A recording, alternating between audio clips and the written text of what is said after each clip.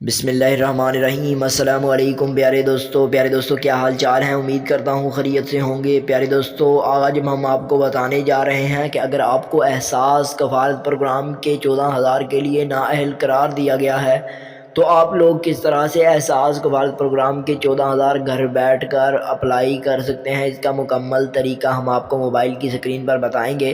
تو آپ لوگوں نے اس ویڈیو کو اینڈ تک دیکھنا ہے تاکہ آپ کے مائنڈ کے اندر کسی بھی قسم کا کوئی بھی شک و شبہ نہ رہے۔ پیارے دوستو، ویڈیو کا آغاز کرنے سے پہلے میں نے آنے والے اپنے پیارے دوستوں سے احباب سے گزارش کرتا ہوں کہ وہ ہمارے چینل کو سبسکرائب کر لیں، بیل آئیکن کو دبا لیں تاکہ نیو آنے والی انفارمیٹیو ویڈیوز، نیوز اور اپڈیٹ میرے پیارے دوستوں کو مل سکیں۔ پیارے دوستو، یہ ہمارا ہی نہیں آپ کا بھی چینل ہے تو اسے سپورٹ لازمی کیا کریں۔ اس کے ساتھ ساتھ اگر آپ کے مائنڈ کے اندر کسی بھی قسم کا کوئی بھی مسئلہ ہو تو ہمیں کامنٹ کر دیں۔ اب چلتے ہیں اپنی ویڈیو کی جانب۔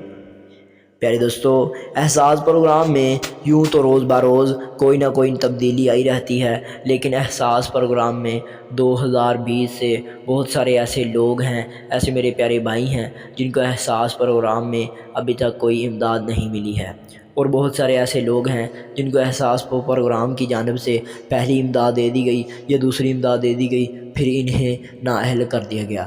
تو آج ہم آپ کو احساس پروگرام میں اہلیت لینے کا مکمل طریقہ بتائیں گے، اور یہ بھی بتائیں گے کہ آپ لوگ احساس کفالت پروگرام میں 14,000 روپے کس طرح سے لے سکتے ہیں۔ پیارے دوستو، ایک بات آپ لوگوں نے خاص طور پر اپنے ذہن کے اندر رکھنی ہے کہ جب بھی آپ لوگ احساس پروگرام میں نااہل قرار دیے جائیں تو آپ لوگوں نے اپنی رجسٹریشن دوبارہ کروانی ہوتی ہے، اور آپ کا سروے بھی دوبارہ ہوتا ہے۔ وہ واحد بات ہے کہ آپ کو پتہ نہیں چلتا، آپ کو بتایا نہیں جاتا کہ آپ کا سروے دوبارہ کیا جا رہا ہے، اور وہ سروے آپ کے گھر کے سروے کیے جاتے ہیں۔ اب یہاں پر سوال آ جاتا ہے کہ سروے کے اندر کون کون سی چیزیں دیکھی جاتی ہیں اور کون کون سی چیزیں نہیں دیکھی جاتی ہیں۔ بہت سارے ایسے لوگ ہیں جو یہ غلطی کرتے ہیں جس کی وجہ سے انہیں نااہل قرار دیا جاتا ہے اور بار بار نااہل قرار دیا جاتا ہے۔ پیارے دوستو، احساس پروگرام میں اگر آپ کے گھر کا 2 یا 3 مرتبہ سروے ہو جائے، یعنی آپ نے دوبارہ نااہل قرار دے گئے اور رجسٹریشن کی، پھر رجسٹریشن کی، تو پھر آپ لوگوں کو احساس پروگرام میں اہلیت نہیں دی جاتی، یعنی کہ پکا بین لگ جاتا ہے۔ تو یہ چیز خاص طور پر آپ لوگوں نے توجہ دینی ہے کہ جب بھی آپ رجسٹریشن کریں تمام چیزیں پوری کر لیں تاکہ آپ کو احساس پروگرام میں رجسٹریشن کرنے کے بعد اہلیت لازمی طور پر مل جائے، نااہل نہ قرار دیے جائیں۔ اب یہاں پر بہت سارے ایسے لوگ ہوں گے جو احساس کفالت پروگرام میں رجسٹریشن تو کرتے ہیں لیکن انہیں پتہ ہی نہیں ہے کہ شرائط کون کون سی ہیں، یا پھر وہ احساس کفالت پروگرام میں جب آپ کے رجسٹریشن کرنے لگتے ہیں تو رجسٹریشن کرنے سے پہلے کون کون سی چیزیں دیکھتے ہیں۔ سب سے پہلی چیز جو آپ لوگوں کی دیکھی جاتی ہے وہ یہ ہے کہ جب آپ احساس کفالت پروگرام کی رجسٹریشن کے لیے جاتے ہیں تو وہ دیکھتے ہیں کہ آپ کا کمپیوٹرائز شناختی کارڈ بنا ہوا ہے یا نہیں۔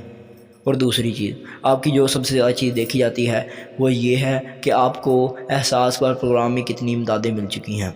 اگر تو آپ کو کوئی امداد نہیں ملی ہوتی تو پھر وہ اچھے طریقے سے سروے کرتے ہیں، یعنی کہ آپ کے گھر کے اندر کتنے افراد ہیں اور کتنے ملازمت کرتے ہیں، کتنے سرکاری افسر ہیں، ان چیزوں کو خاص طور پر دیکھنے ہیں۔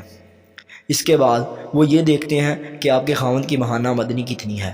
اگر تو وہ 31,500 سے زیادہ ہے تو وہ آپ کو اہلیت نہیں دیں گے، اگر کم ہے تو آپ لوگوں کو بہت ہی جلد ہفتے کے اندر اہلیت مل جائے گی۔ تھینک یو سو مچ، جزاک اللہ۔